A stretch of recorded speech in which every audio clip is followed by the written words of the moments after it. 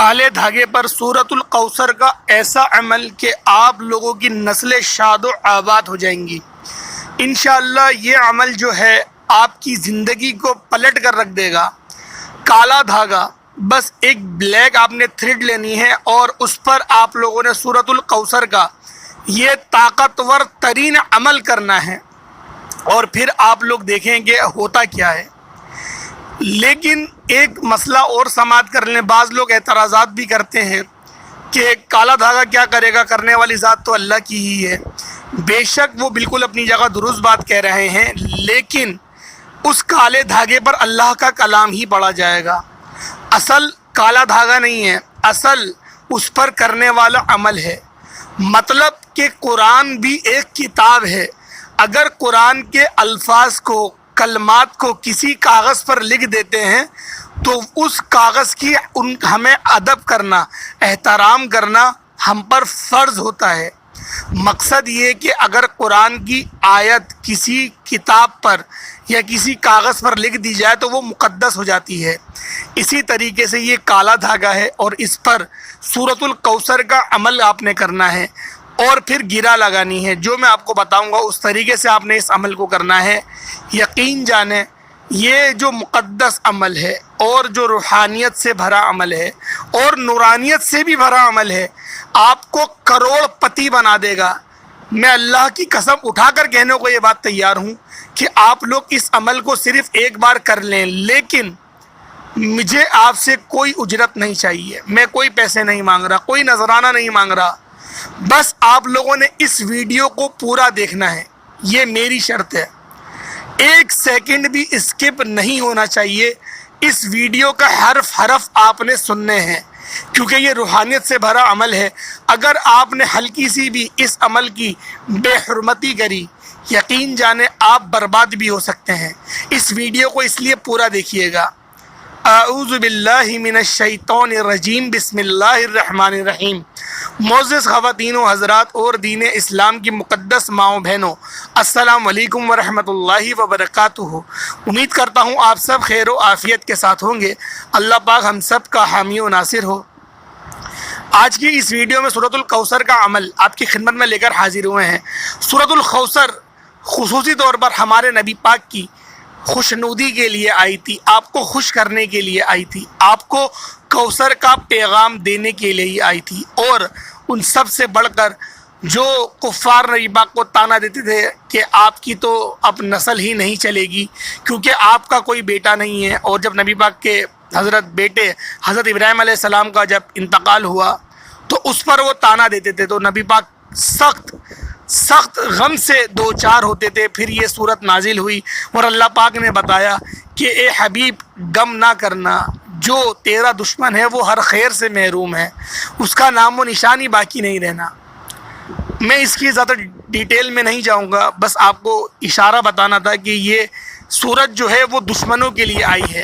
اسی طریقے سے غریبی بھی بہت بڑی دشمن ہوتی ہے، قرض مانگنا یہ بھی بہت بڑی دشمنی ہے، اور کسی کے آگے ہاتھ پھیلانا یہ بھی بہت برا عمل ہے۔ تو لہٰذا اس عمل کو ہی کاٹنے کے لیے یہ آپ کو خدمت میں عمل لے کر آیا ہوں۔ آپ نے کرنا کیا ہے، ایک بار کی محنت ہے، دیکھیں صرف ایک بار کی، انشاءاللہ نسلیں سنور جائیں گی آپ کی۔ صرف ایک بار محنت کرنی ہے، بامشکل آدھا گھنٹہ لگے گا۔ دیکھیں عمل بڑا ہے، میں مانتا ہوں اس بات کو۔ میری کچھ مائیں، میری بہنیں وہ تھک بھی جائیں گی، ان کی تھکاوٹ کو میں یقین کریں سب سمجھتا ہوں، لیکن ایک بار کی محنت، صرف ایک بار کی محنت آپ کی نسلیں آپ کا مقدر سنوار دے۔ کیا یہ چھوٹا سودا ہے؟ خود بتائیں، کوئی گھاٹے کا سودا ہے؟ عمل بہت دھیان سے ملاحظہ کریے گا۔ ایک کالا دھاگا لے لیں، اس کالے دھاگے کو اپنے سامنے رکھ لیں، یعنی کہ اپنے ہاتھ میں رکھ لیں۔ باوضو ہونا انتہائی ضروری ہے، انتہائی۔ اور پھر آپ لوگوں نے درود ابراہیمی 11 بار پڑھنا ہے۔ دیکھیں درود ابراہیمی ہی پڑھنا ہے، کوئی اور سا درود نہیں پڑھنا۔ جن کو نہیں آتا وہ صلی اللہ تعالیٰ علیہ وآلہ وسلم پڑھ سکتے ہیں، لیکن جن کو آنا ہے وہ 11 بار ہی پڑھیں گے۔ ایک بار کا عمل ہے نا، ایک ہی بار کر کے پھر آپ نے رکھ دینا ہے۔ 11 بار آپ لوگوں نے درود ابراہیمی پڑھنا ہے۔ اس کے بعد آپ لوگوں نے 144 مرتبہ سورۃ الکوثر پڑھنی ہے، اور ایک گرا لگانی ہے، ایک گانٹھ لگانی ہے، جو گٹھان ہوتی ہے وہ لگانی ہے۔ 144 مرتبہ پڑھنے کے بعد آپ لوگوں نے ایک گانٹھ لگانی ہے اور پھر دوبارہ 144 مرتبہ سورۃ الکوثر پڑھنی ہے اور پھر ایک اور گانٹھ لگانی ہے، اس کے بعد دوبارہ 144 مرتبہ سورۃ الکوثر پڑھیں گے۔ اس طرح سے آپ لوگوں نے 6 گھانٹیں لگانی ہیں۔ 6 گانٹھ لگانے کے بعد جب آپ لوگ پھر دوبارہ 144 بار پڑھیں گے اور 7ویں گانٹھ جب آپ لوگ لگائیں گے، 7ویں گانٹھ آپ لوگ لگائیں گے اس طریقے سے کہ وہ دونوں دھاگے آپس میں جڑ جائیں اور ایک گول دائرے کی شکل اختیار کر لیں، یعنی کہ آپ کے اپنے ہاتھ پہ باندھنی ہے، وہ گرہ آپ نے اپنے ہاتھ پہ باندھنی ہے۔ یہ 7 گرہیں ہو گئیں۔ اگر کوئی میری ماں میری بہن یہ چاہتی ہے کہ میں بار بار اس کو اتار دوں تو 7ویں گرہ آپ لوگوں نے ادھر نہیں لگانی ہے، وہ الگ آپ نے گرہ لگانی ہے، اور میں یہی کہتا ہوں آپ الگ ہی گرہ لگائیے گا، یعنی کہ 7 گرہ لگا دیے گا اور اس کے بعد آپ لوگ جو 8ویں گرہ لگائیں گے اس میں آپ کو پڑھنے کی ضرورت نہیں ہے، کیونکہ 7 گرہ کا یہ عمل ہے، یعنی کہ گٹھانوں کا، گانٹھوں کا، میں گانٹھ کہہ رہا ہوں کیونکہ بہت لوگ پنجابی بھی ہوتے ہیں، بہت ساری لینگویجز کے بندے سن رہے ہوتے ہیں، تو میں چاہتا ہوں کہ میں ان کی ہی زبان میں بات کروں۔ تو آپ لوگوں نے گانٹھیں 7 لگانی ہے، 8ویں گانٹھ یعنی کہ جب آپ لوگ باندھنے کے لیے لگائیں گے تو اس پہ نہیں پڑھنی، یعنی کہ 7 گانٹھوں کا یہ عمل ہے۔ اس کے بعد آپ لوگوں نے 11 بار دوبارہ سے درود ابراہیمی پڑھنا ہے اور اس پر ہر گرہ لگانے کے بعد اس گرہ پہ دم کرتے جانا ہے۔ اس طریقے سے یہ آپ کا روحانی نورانی عمل ہو گیا۔ آپ لوگوں نے اس دھاگے کو پہن بھی لیا۔ اب آپ لوگوں نے کیا کرنا ہے، پھر آپ نے دعا مانگنی ہے۔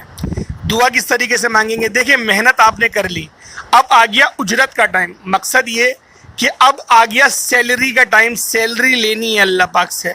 اب آپ لوگ دعا مانگیں۔ ہر بار آپ لوگ درود کیا نام ہے، سب سے پہلے تو آپ لوگ سورۃ الفاتحہ پڑھ لیں۔ سورۃ الفاتحہ پڑھنے کے بعد آپ لوگوں نے ہر بار مانگتے ہوئے، دعا مانگتے ہوئے، اپنی حاجت بتاتے ہوئے ارحم الراحمین ایک بار پڑھنا ہے۔ یعنی کہ آپ لوگ دعا مانگ رہے ہیں جیسے یا ارحم الراحمین میرے اندر سے غریبی دور کر دے، یا ارحم الراحمین میری نسلوں کو شاد و آباد کر دے، یا ارحم الراحمین امت مسلمہ پر رحم کر دے، یا ارحم الراحمین اپنی مدد کو جاری فرما دے، یا ارحم الراحمین میری غریبی کو، میری مفلسی کو، میری محتاجی کو مجھ سے جڑ سے دور فرما دے، یا ارحم الراحمین میری نسلوں سے غلامی کو ختم کر دے۔ اس طریقے سے آپ لوگ ہر بار یا ارحم الراحمین کہیں گے اور پھر اللہ پاک سے اپنی ایک حاجت بتائیں گے، پھر دوبارہ یا ارحم الراحمین کہیں گے اور ایک حاجت بولیں گے۔ اس طریقے سے آپ نے دعا مانگنی ہے اور آخر میں آپ لوگوں نے درود ابراہیمی پڑھ لینا ہے۔ دعا کو اسٹارٹ کرتے ہوئے سورۃ الفاتحہ اور اینڈ میں درود ابراہیمی پہ ختم کرنی ہے۔ اب آپ لوگوں نے کیا کرنا ہے، جب وہ دھاگا آپ کا مکمل ہو گیا 41 دن تک کے، آپ لوگوں نے ظہر کی نماز کے بعد عشاء کی کوئی ایک دن مختص کر لیں، عشاء کی نماز کے بعد کر لیں میرے حساب سے، یا فجر کے بعد کر لیے گا، یعنی کہ سوتے وقت یا اٹھنے کے بعد آپ لوگوں نے ہر بار 144 مرتبہ یہ سورۃ الکوثر پڑھنی ہے، صرف 41 دن تک، ایک ہی بار کا عمل ہے۔ آپ لوگ یقین کریں یہ ایسا نورانی روحانی عمل ہے، آپ لوگوں کی نسلیں سنور جائیں گی، یقین جانیں اگر آپ لوگوں نے اس طرح سے عمل کر لیا۔ ایک بار کی محنت ہے، اگر کاہلی دکھائیں گے، سستی دکھائیں گے، یقین جانیں عمل کام نہیں آئے گا۔ اور اگر خواتین اس عمل کو کر رہی ہیں اپنے خاص ایام میں، ان کو اجازت ہے وہ اس عمل کو چھوڑ سکتی ہیں، لیکن نہاتے ہی دوبارہ آپ لوگوں نے اس عمل کو سٹارٹ کر دینا ہے۔ آپ لوگ تھکے ہوئے ہیں، اس وجہ سے شادی میں جانا ہے، اگر آپ لوگوں نے چھوڑا یقین کریں دوبارہ دہرانا پڑے گا، دوبارہ دہرانا پڑے گا، آپ لوگوں نے 41 دن پھر دوبارہ پورے کرنے پڑیں گے۔ لیکن جو دھاگا آپ لوگوں نے اپنی کوشش کرنا اپنے جسم سے جدا نہیں کرنا، اور تھوڑا ڈھیلا باندھیے گا تاکہ وضو کرنے میں آسانی ہو، ہاتھ پر کوئی نشان نہ بنے، کوئی تکلیف نہ آئے۔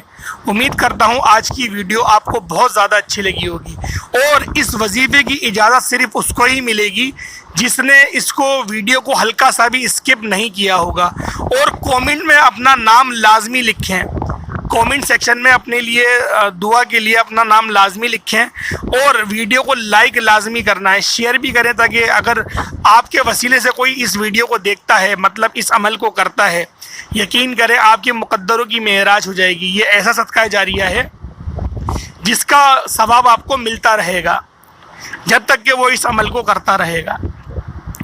اور اگر آپ لوگ ہمارے چینل پر نئے ہیں تو چینل کو ضرور سبسکرائب کریں، بیل آئیکن پہ پریس کریں۔ السلام علیکم ورحمۃ اللہ وبرکاتہ۔